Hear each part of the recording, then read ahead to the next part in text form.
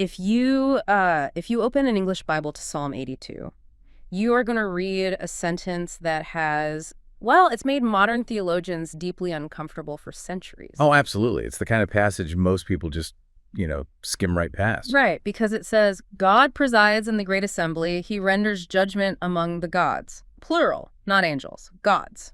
Yeah, and for a religion built entirely on this foundational idea of one solitary creator, it's jarring. What on earth is a pantheon doing sitting right in the middle of the text? Exactly. And, people assume it's just a poetic metaphor because taking it literally completely shatters the conventional framework we use to understand the entire biblical narrative. It breaks the mold entirely, yeah. Today, our mission is to basically confront that exact discomfort. We are exploring a fascinating stack of notes, articles, and lectures detailing the models and theories of the late Michael S. Heiser.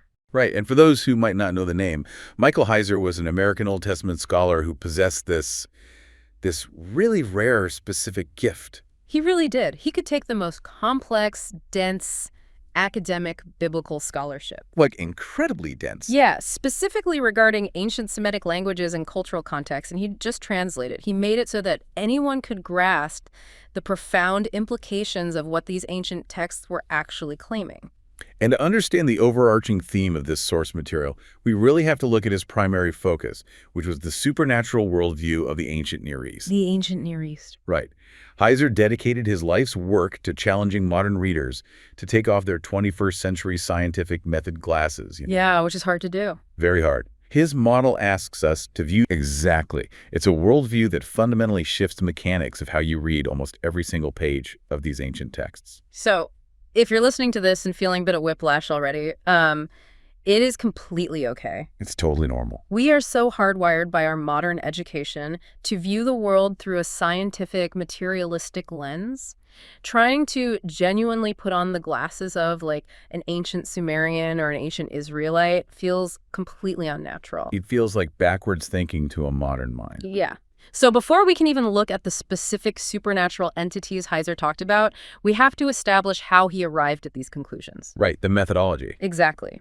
According to the notes, Heiser's primary mission was teaching people to read the Bible in its original ancient Near Eastern context, utilizing a deep knowledge of ancient languages. And doing so without imposing our modern assumptions onto the text, which is the hardest part. Right. That requirement, suspending modern assumptions, is the linchpin of his entire methodology. Yeah. I mean, we live in a post-Enlightenment world. Yeah, we want data. Exactly. We're trained from childhood to think in terms of empirical data, verifiable physics, materialistic explanations for how the universe functions.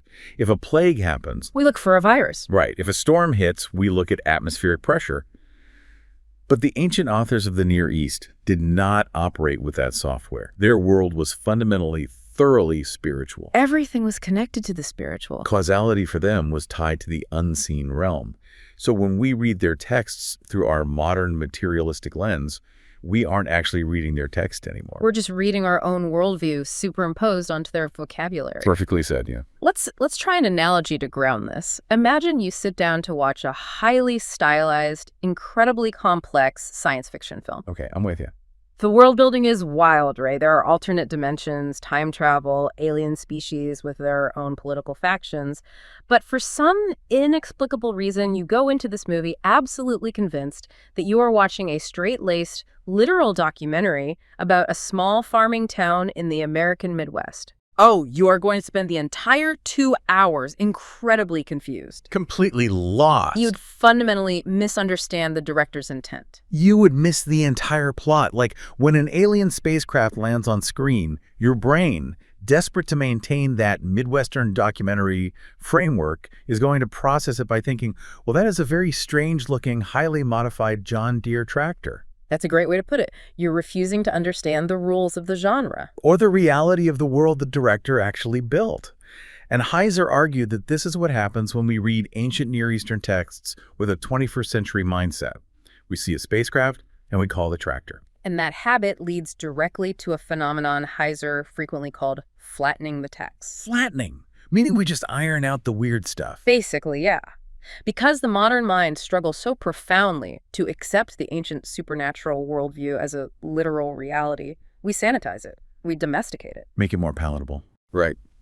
When ancient texts describe unseen realms and divine beings actively interacting with human politics, modern readers instinctively categorize those passages as mere metaphors. Like, oh, they just didn't understand how weather works, so they blamed a thunder god. Exactly. We assume it's just a poetic flourish or a primitive fantasy. We flatten the multidimensional supernatural reality of the ancient authors into a two-dimensional moral lesson. Something that fits comfortably into our modern empirical lives. We make it safe. We strip out the strange supernatural elements so we can extract a neat little ethical principle for our daily lives. And Heiser insisted that doing so does a massive disservice to the original authors. I mean, he argued that we have to take them at their word. So if they say gods, They meant gods. When they wrote about a populated spiritual realm, they were not speaking metaphorically to make a point about human psychology. They were describing the objective reality they believed they were living in. wow. If we want to understand their message, we have to temporarily suspend our modern programming and inhabit their mental universe. Which is the entire premise of his foundational books, right? The unseen realm and its more accessible counterpart, supernatural. Yeah, he wrote them specifically to act as a bridge, helping the modern reader cross back over into that ancient cognitive space. It's a really sobering exercise when you think about it. For you listening, think about your own reading habits, especially if you engage with ancient texts, whether religious, historical, mythological. How often do we project our modern cultural norms, our expectations of how the world works, our democratic political structures, our science onto texts that were written thousands of years ago by people who viewed the cosmos in a fundamentally different way? It is a demanding, required starting point. But once you put on those ancient glasses, the text you thought you knew intimately starts to look remarkably different. It changes the entire landscape. Once you accept that the original authors meant what they said about the unseen realm, you have to reckon with the structures they describe within that realm. Because it's not just a chaotic soup of spirits. Exactly. You can't just acknowledge there is a spiritual world. You have to look at how they believed it was organized. Okay, so let's dive into the architecture of that unseen realm. In our sources, the most prominent paradigm-shifting theory Heiser popularized is called the Divine Council paradigm. Which is the central thesis of the unseen realm. Right. Heiser argued the Bible depicts God not just existing alone in heaven, but actively presiding over a literal council of lesser divine beings. We mentioned Psalm 82 in the opening, God holding judgment in the midst of the gods. Yeah. But there's also Deuteronomy 32, which talks about the nations of the earth being divided up according to the number of the sons of God. Psalm 82 is arguably the anchor for this entire model. I mean, the language is stark. It opens with the image of God taking his stand in the divine assembly. And Deuteronomy 32 provides the geopolitical consequence of that assembly. Exactly. Stating that the Most High divided the nations, fixing their borders according to the number of the divine beings. Okay, I have to play the skeptic here, acting as a proxy for the modern reader.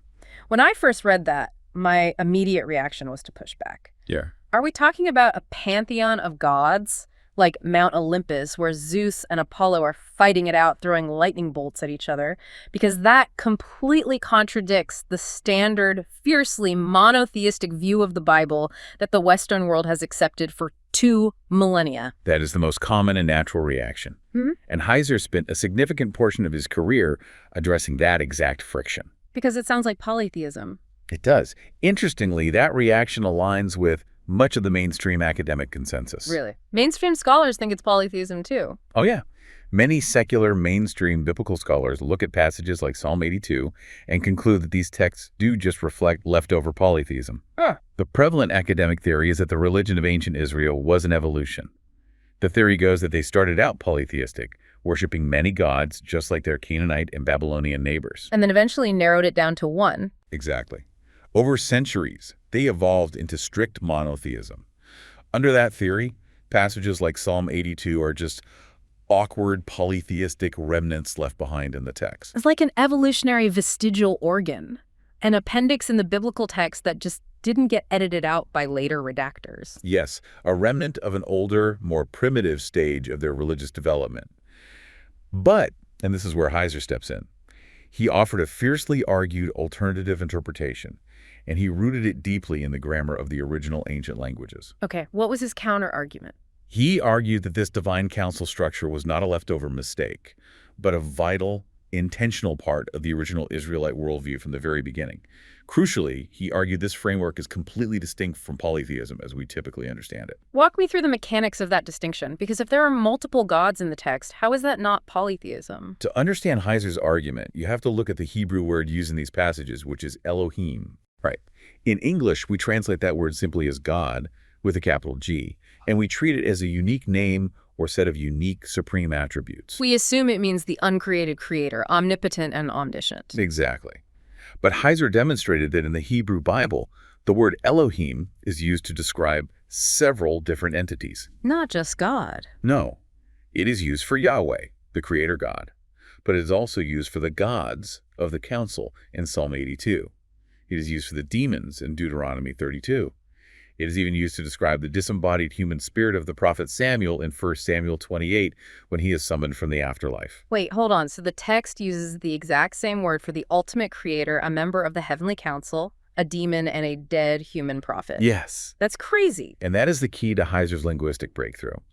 He argued that Elohim is not a term that describes a specific set of attributes like omnipotence. It is not a unique name. Then what is it? Elohim is a word that denotes a place of residence. Of place of residence. It categorizes a being by its domain. And Elohim is simply any entity whose natural domain is the unseen spiritual realm rather than the physical terrestrial realm. Oh, wow. That is a massive paradigm shift. It's like the word human. The word human doesn't tell you how tall someone is, how smart they are, or how much power they have. Right. It just tells you they belong to the biological domain of Earth. That is a perfect parallel. So in Heiser's model, Yahweh, the creator God, is an Elohim, because his natural domain is the spiritual realm. But no other Elohim is Yahweh. Okay, so he's in that category, but he's unique within it. Exactly. He is a completely unique, uncreated species of one. He possesses ultimate power, omniscience, and sovereignty. While the others don't. Right. The other Elohim, the members of the council, the angels, the demons, are created beings. They are part of the spiritual realm, so they bear the title Elohim, but they do not possess the attributes of the creator. So therefore, the ancient Israelites were not polytheists. Right. They did not believe in multiple competing supreme beings. They believed in one unique creator who made a multitude of lesser spiritual beings. Let's construct an analogy to see how this operates practically. Let's look at a massive multinational corporation. I like where this is going. You have the founder and CEO.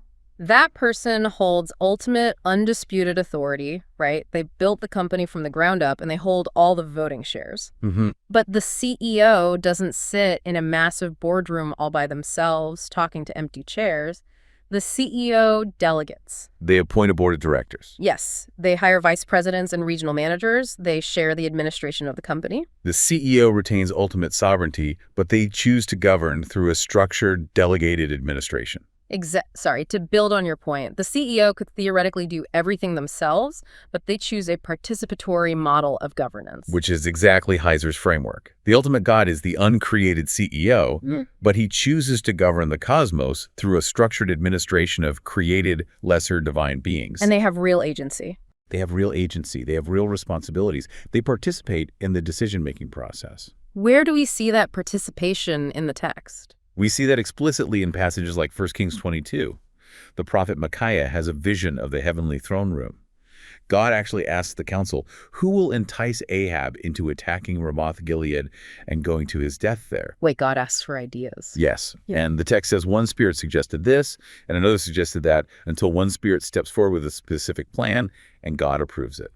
So the council is actively debating policy. They are actively debating policy. If we pause and truly digest the gravity of this model, it shatters the traditional, almost cartoonish image we have of a solitary deity floating on a cloud playing a harp. Absolutely shatters it. If God is presiding over a council, it means the unseen spiritual realm is not just a bright void. It has governance. It has structure. It has politics, delegation, administration. It is a bustling, active bureaucracy of divine beings. And that bureaucracy has profound implications for how the physical world operates, doesn't it? Massive implications. This governance isn't just happening in a vacuum for the sake of heavenly paperwork. The decisions made in that divine council directly impact the human world. Because what happens when those delegated authorities, those regional managers in our analogy, are given jurisdiction over humanity? That is the big question. Right. So if there is a divine council of lesser divine beings acting as a cosmic board of directors, what exactly is their job? What are they managing? The Earth. Right, because a board of directors needs a company to run. Are they just singing songs up there, or do they have actual jurisdiction over the physical Earth? And more pressingly, what happens if they go rogue? This brings us to what Heiser termed cosmic geography. Cosmic geography. Yes, this is where his work takes the divine council from an abstract theological concept and turns it into a gritty geopolitical reality for the ancient mind. Expanding heavily on the research in the unseen realm, Heiser argued that the ancient biblical writers literally believed in territorial spirits. They absolutely did. Let's define territorial spirits carefully. We are talking about divine beings who have actual, assigned jurisdiction over specific physical nations or geographic regions on Earth. Yes. And to understand this, Heiser points back to the Tower of Babel event in the book of Genesis. Okay, Babel. And how it is interpreted through the lens of Deuteronomy 32. In the modern flattened reading of the Bible, the Tower of Babel is just a weird story about human hubris, where God confuses human languages so people will spread out. Yeah, a linguistic origin myth? Like, why do we speak different languages? Because of Babel. Right, a linguistic myth. Yeah. But Heiser argued that in the ancient Israelite worldview, Babel was a cosmic divorce. A cosmic divorce. Humanity had repeatedly rebelled. So at Babel, God essentially disinherited the nations. Instead of ruling humanity directly, he divided the human race up and assigned them to the governance of lesser divine beings from his council, the sons of God. He handed the nations over to middle management. Exactly. He handed them over. But God chose Israel as his own direct portion, right? Right. That is the pivotal move in the biblical narrative. God disinherits the nations, hands them over to the council, and then immediately calls Abraham to start a brand new, distinct nation, Israel. Which would be God's direct personal jurisdiction. Israel was the CEO's personal project, while the other nations were placed under the administration of the board of directors. I need to push back on this because, to a modern ear, this crosses the line from theology into like a Marvel movie or a conspiracy theory. It definitely sounds like an Avengers plot. Right.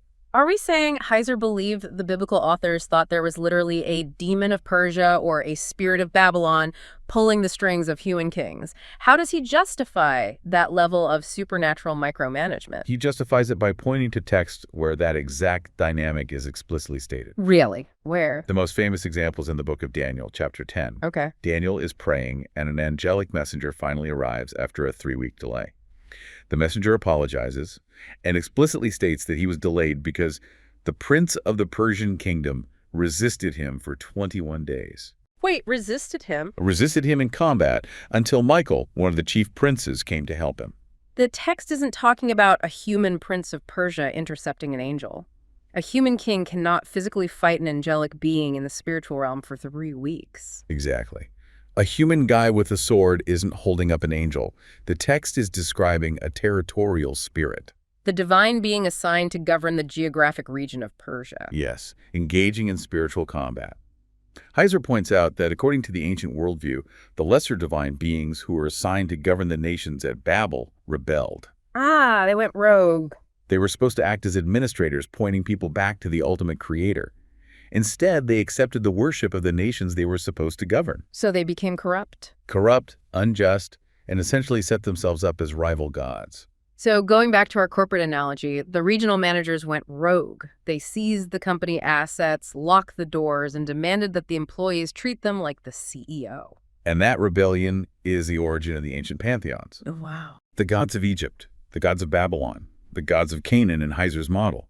The biblical authors did not view these as imaginary statues.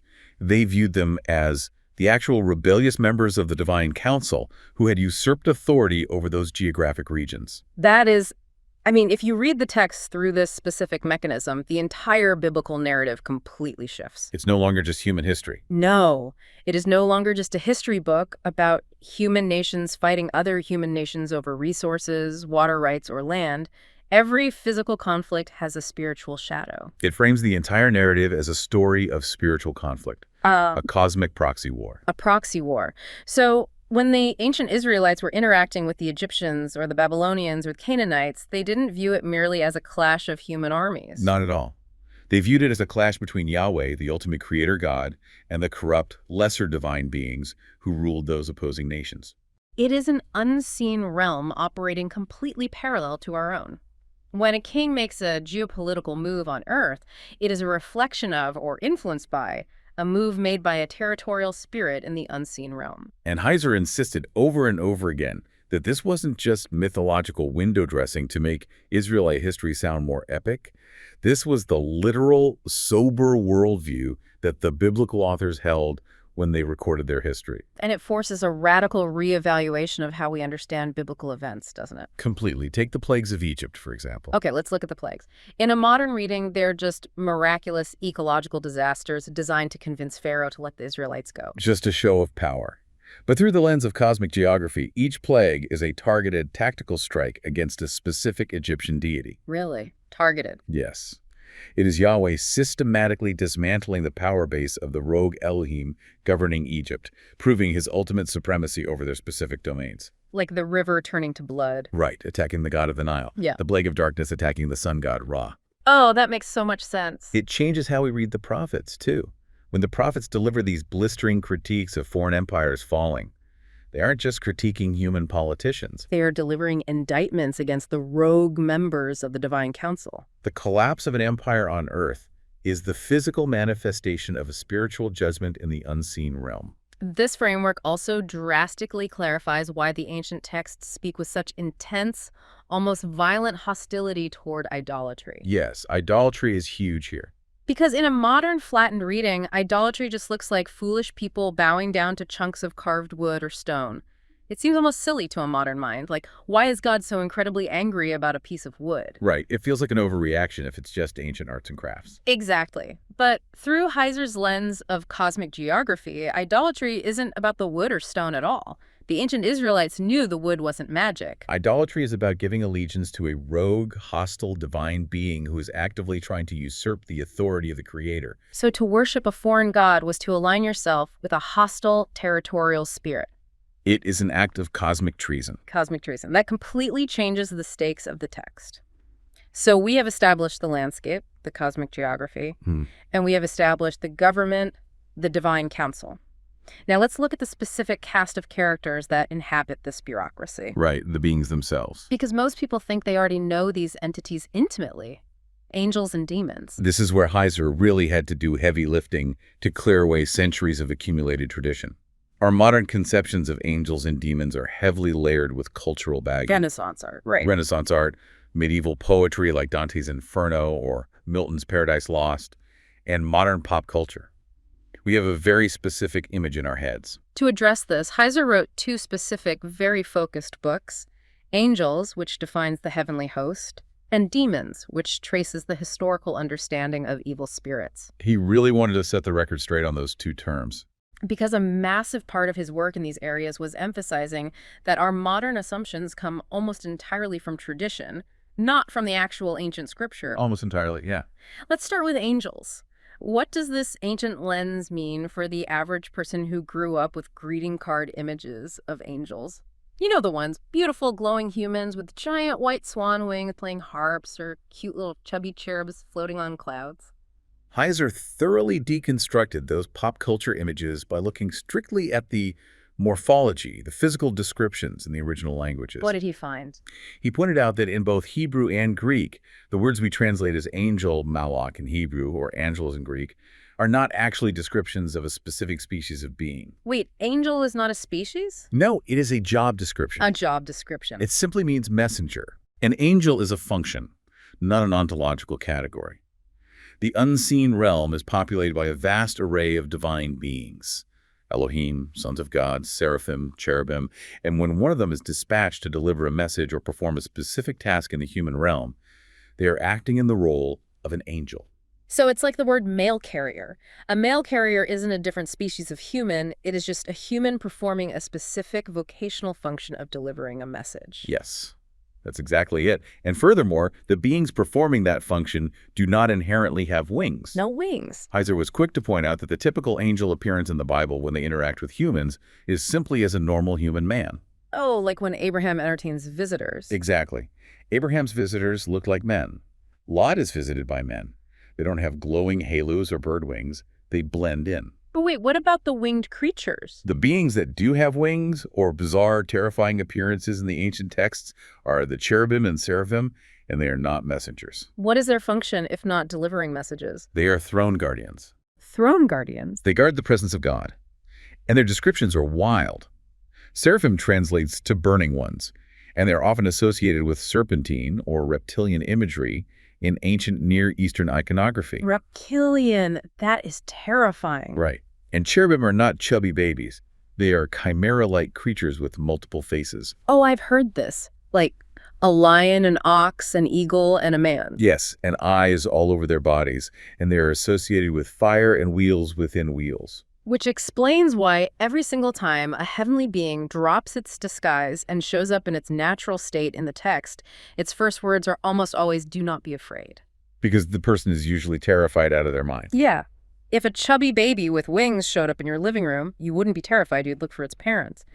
But if a multi-dimensional, chimera-like being of fire steps into your physical space, you are going to need immediate psychological reassurance. The ancient reality of these beings was far stranger, more imposing, and more complex than our sanitized traditions allow. And Heiser applied the same rigorous linguistic deconstruction to the concept of demons, didn't he? He did. Let's get into demons, because the word demon conjures up very specific horror movie images for us today. Guys with red skin, horns, bat wings, and pitchforks living in a subterranean cavern of fire. Right, and that image owes more to medieval artwork and Greek mythology than it does to ancient Israelite theology. Okay, so what is the ancient Israelite understanding? Heiser showed that the historical understanding of evil spirits in the ancient Hebrew mind is deeply tied to events that modern readers often gloss over or ignore completely.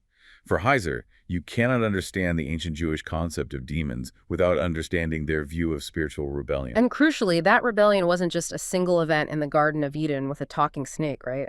The ancient worldview saw a series of distinct spiritual rebellions. Correct. Multiple rebellions. We talked about the rebellion at the Tower of Babel, where the territorial spirits went rogue. But where do demons fit in? Are they just fallen angels from heaven? The phrase fallen angels is actually a bit of a modern shorthand that flattens several distinct categories of rebellious beings into one bucket. So it's not a catch-all term. No, not at all. To understand where the ancient Jews believed demons came from, we have to look at how Heiser engaged with extra-biblical ancient texts. If our tradition didn't shape the early understanding of these beings, what did? Where did the ancient Jewish authors get their highly specific, complex ideas about the origins of demons and the nature of spiritual evil? To answer that, you have to read what the people of that era were reading.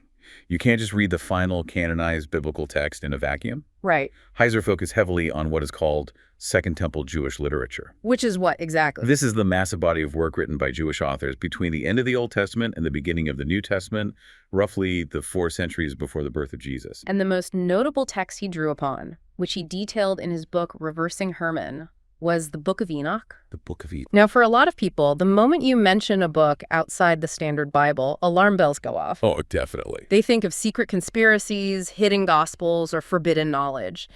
But our sources highlight that Heiser focused on Enoch not as a replacement for the Bible, but as a crucial interpretive key to understand the cultural mindset. Exactly. Heiser was very clear that he was not arguing for the Book of Enoch to be added to the canon of Scripture. He wasn't trying to change the Bible? No. He was arguing that the Book of Enoch was part of the theological vocabulary of the ancient world. It was the cultural air that Jesus and the apostles were breathing. So to understand how they talked about evil, you have to know the stories they grew up with. Precisely. And Heiser specifically focused on the narrative in Enoch concerning the Watchers and the Nephilim. Which connects back to a very brief, incredibly strange passage in Genesis 6. Yes, Genesis 6. Genesis 6 is a classic example of a text that modern readers just do not know what to do with. We usually skip. Yeah, the text says that the sons of God saw that the daughters of humans were beautiful, and they married any of them they chose. And the resulting offspring were the Nephilim, described as the heroes of old, men of renown. It's a very bizarre passage. Most modern interpretations try to rationalize this away with what is called the Sethite view. They argue that the sons of God were just human men from the righteous line of Seth, and the daughters of men were human women from the wicked line of Cain. It is a very neat, non-supernatural explanation. It is the ultimate example of flattening the text. Yeah. The Sethite view became popular centuries later, largely under the influence of thinkers like Augustine, who were deeply uncomfortable with the supernatural implications of the passage. Because it sounds like mythology. It sounds like Greek gods coming down and having demigod children. Mm. But Heiser pointed out that this is absolutely not how the ancient Jews, nor the authors of the New Testament, nor the earliest church fathers understood that passage. How did the ancients understand it? They read it through the lens of the Enochian tradition. The Book of Enoch. Right. In texts like the Book of Enoch, these sons of God are referred to as the Watchers. The Washers. They are members of the heavenly council, divine beings who intentionally rebel. They cross the forbidden boundary between the spiritual and physical realms to cohabit with human women. Wow. And to teach humanity forbidden knowledge warfare, sorcery, metallurgy. They're corrupting everything. Everything. Yeah. And the Nephilim are the literal giant hybrid offspring of this unholy union. It is a story of divine transgression that corrupts the entire earth, which is what triggers the flood narrative in Genesis. Exactly. God has to wipe it out. But how does this tie back into the concept of demons? Because we were talking about where demons come from. This is the mechanical link that is so crucial. In the Enochian literature, which formed the ancient Jewish worldview, the Nephilim were physical giants, but they had spiritual origins. Right, half divine. So when the physical bodies of these giant Nephilim were eventually destroyed, either by killing each other or in the flood, their spirits could not return to the heavenly realm. Because they weren't supposed to exist in the first place. Because they're an illicit creation, yes. Yeah. Their disembodied spirits were condemned to roam the earth, perpetually hungry, thirsty, and seeking embodiment. And those disembodied Nephilim spirits are what the ancient worldview understood demons to be. Yes. So in the ancient mindset, a demon isn't a territorial spirit ruling a nation from the heavenly places. A demon is the cursed, disembodied spirit of a dead Nephilim giant roaming the terrestrial earth, seeking a human body to inhabit. That is exactly it. The territorial spirits, the rogue Elohim of the nations from the Babel event, are higher up the cosmic hierarchy. They are the executives. They rule from the unseen realm. Demons are lower-level entities bound to the earth, acting as agents of chaos and affliction. This raises such an important question about how a biblical scholar operates. Why focus on texts outside the standard Bible? Because, as Heiser argued, you cannot understand the mechanics of the New Testament without this context. You really can't. You mentioned earlier that the New Testament authors believe this. How does this Enochian context actually change the reading of the New Testament? It changes everything about how we view the ministry of Jesus. First, we see direct references to this Enochian story in the text. Like explicit referencing. Explicit. Peter and Jude in the New Testament directly refer to the angels who sinned and who left their proper dwelling, stating they are now locked in chains in gloomy darkness, waiting for judgment. Oh, wow. You cannot understand what Peter and Jude are talking about if you don't know the story of the Watchers in Enoch. There is no other biblical story that fits that description. So the New Testament authors are explicitly drawing on this framework. But how does it affect the actual narrative of the Gospels? Think about Jesus casting out demons. Okay. In a modern flattened reading, Jesus performing an exorcism is just a random medical miracle. Yeah, it is a display of power to prove he is God, curing an ancient psychological ailment. Right. But through Heiser's lens of cosmic geography and the Enochian origin of demons, an exorcism is an act of literal territorial warfare. Walk me through the mechanics of that warfare. What is Jesus actually doing? Remember, the nations had been disinherited at Babel and handed over to rogue divine beings. Right, the cosmic divorce. And the earth was infested with the disembodied spirits of the Nephilim. When Jesus arrives, he is not just teaching good morals, he is actively invading hostile territory. Invading? Yes. When he casts out a demon, he is actively taking back terrestrial territory from the rogue members of the divine council. He is evicting the squatters. Evicting the squatters. Every exorcism is a declaration that the kingdom of Yahweh has arrived to reclaim the disinherited nations. That is incredible. It turns the Gospels from a collection of nice moral stories into a narrative of an active, unfolding cosmic invasion. A literal invasion. Jesus is reclaiming the earth square foot by square foot. I just marvel at the idea that understanding the core theology of the New Testament actually requires understanding the literature that surrounded it in the ancient world. It's all about context. It proves Heiser's point about context so beautifully. You cannot understand the conversation if you only read half the letters. You have to know what they were reading, what they were fearing, and how they structured their cosmos. And that ultimately is the scholar's true task. Not just to parse Hebrew verbs, but to reconstruct that cognitive context. Right. And where Michael Heiser truly stood out was that he didn't stop at merely reconstructing it for his academic peers behind closed doors. Right. He dedicated his life to giving that context back to the public. It is a rarity in any field to find a scholar who not only does the grueling, groundbreaking linguistic and historical work, but who also possesses the desire and the skill to translate it. It is very rare. Academia often incentivizes scholars to write exclusively for other scholars using dense jargon that effectively locks the general public out of the conversation. Heiser actively rejected that model. He completely rejected it. He democratized biblical scholarship.